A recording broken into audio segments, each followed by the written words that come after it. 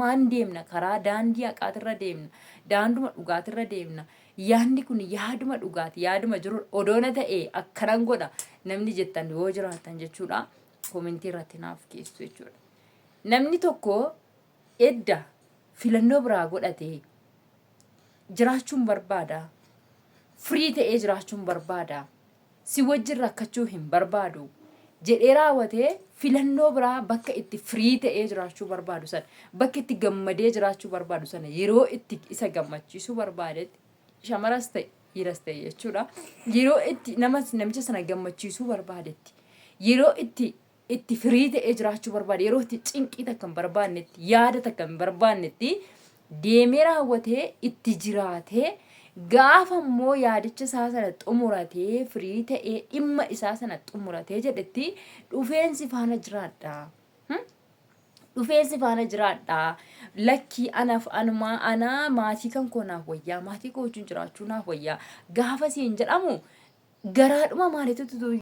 Yes, nagaan isiniif haa ta'u akkam jirtu fayyaa qabdanii an fayyaan qaba jallata rabbii bakka jirtanitti nageenya rabbii isiniif haa baay'atu. Egaan samoona kana isinirraa badeetiin jira.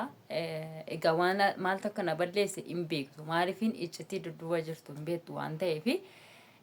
egaa hundan dubbatanii duddan dhungatanii jedha Oromoon jedhanii wanti hundi durumayyuu isiniyyuu jechaatee turtanii waan hunda gara sooshaal miidiyaatti hin baasinaadha. Jireenya keessan gara sooshaal miidiyaatti baastanii jireenya keessan itti of jalaa balleessaa jirtanii.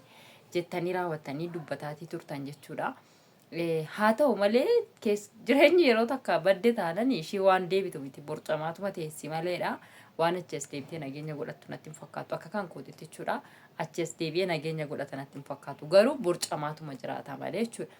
Inna maal isinitti fakkaate wantichi isaa jechuudha waan baay'ee nama dhibudha. Torbee kana keessa torbee darban torbee lamaan keessa maal akka ture hin beektu ijoolleen koollee akkam akka taa'atii turan mudannoo maalii keessa akka turre egaa anis qalbiin kan koo gara meeqatti na bittinnooftee waa meeqa jechaati akkan ture yaada meeqa keessa galaatii akkan ture hin beektu jechuudha. Haa ta'u malee immoo sana hundumaa dhiisee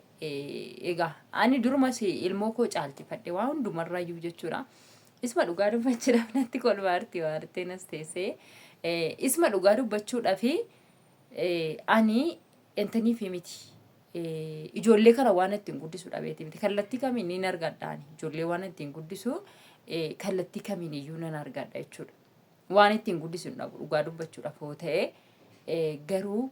wanti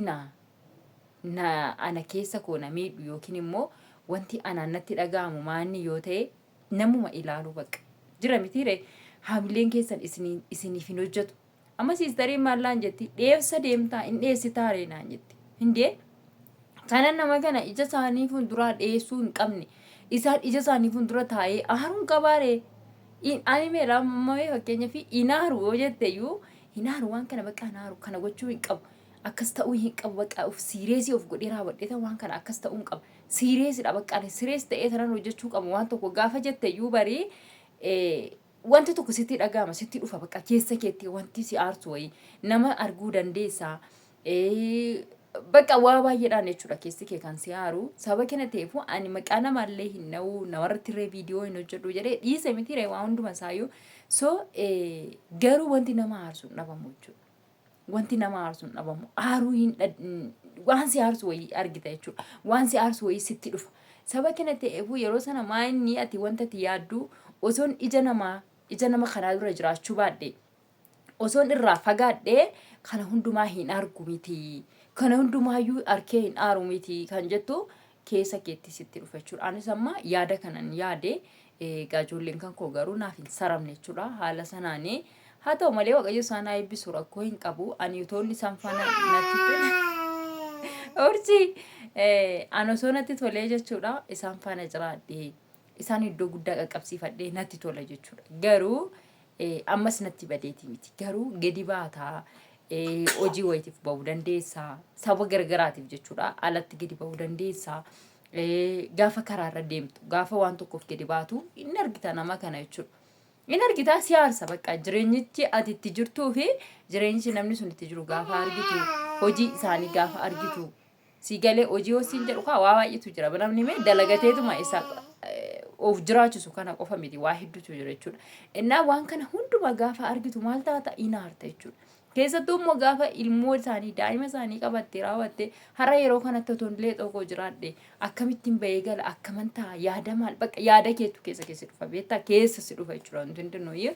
garuu daa'ima kana yirakkisuudhaa mannaa daa'ima kana yaaddessuudhaa mannaa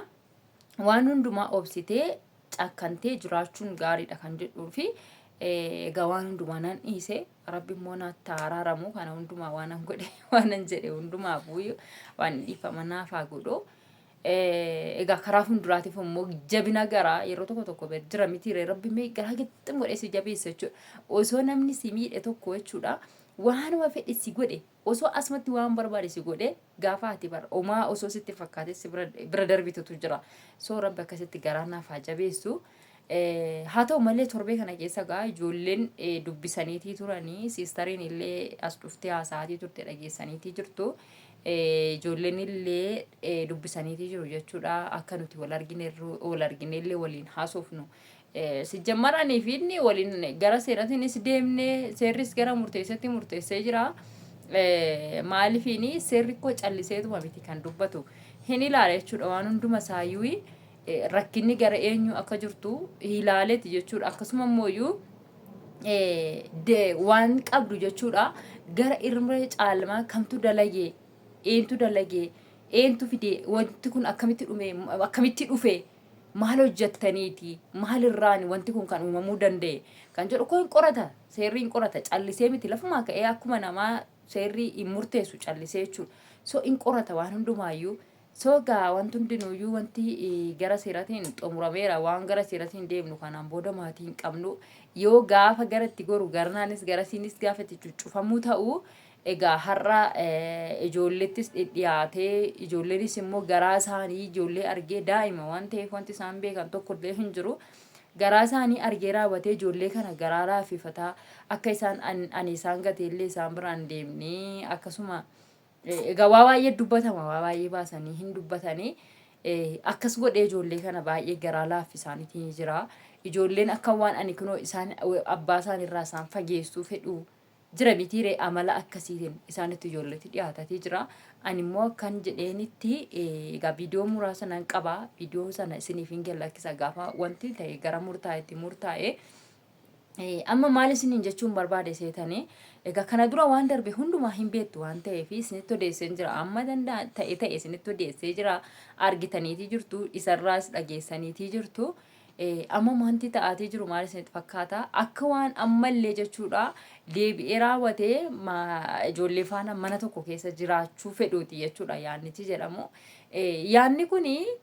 ana fudhatama naaf hin qabu jechuudha dhugaa dubbachuudha mee dhuguma namni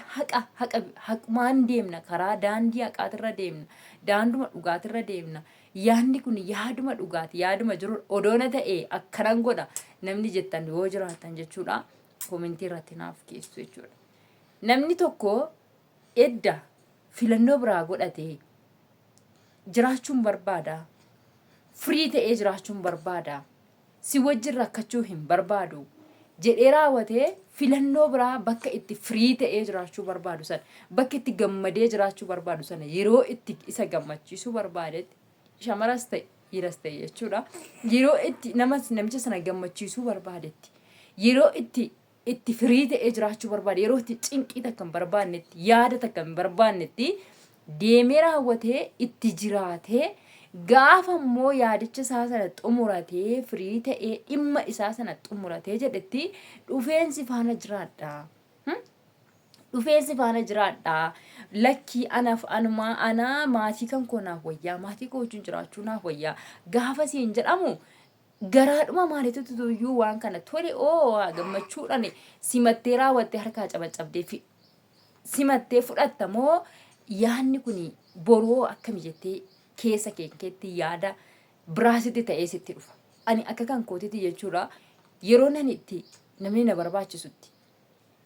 yeroo itti silaa namni na bira dhaabachuu qabutti yeroo itti silaa namni na biratti argamuu qabutti namni narraa fagaatee gaafan immoo ani jajjabaadhee humna godhadhee haamilee horadhee karaa itti gara fuulduraatitti gara jireenya fuulduraatitti nan adeema jedhee raawwadhee kaayyoo kootiif karoora kootiin adeemuu jalqabu dhufee namni kun inni kaleessa lafa duwwaarratti nagatee deeme inni kaleessa gaafa ani namni na barbaachisu gaafa silaa namni na bukkee dhaabachuu qabu gaafa silaa ani namni na biratti argamuu qaba jedheetii yaadu nagatee na biraa deeme har'a immoo gaafa ani dhadhaabbadhee qoqqaammadhee jedhutti deebi'ee si faana jiraadha osin jedhu wajjin jiraatta moo hin dhiista akka kan keetti jechuudha akka kan gootitti garuu namni kun iddoo biraatitti haala fedha haala isaa jireenya isaa waan hundumaa mijeeffatee raawwate har'a immoo asinatti deebi'ee si faana jiraadha hoonaan jedhe maaf faana jiraadha maali sila maal ta'eefi ani isheedhuma kaleessaa san ani ishuma kaleessaa lakkii firii ta'uun barbaada jedhamee raawwatee gatamee deeme sana waan ta'eefi har'a immoo maafanii nama kana faana deebi'eetiin jiraadharee maal sila ta'eefi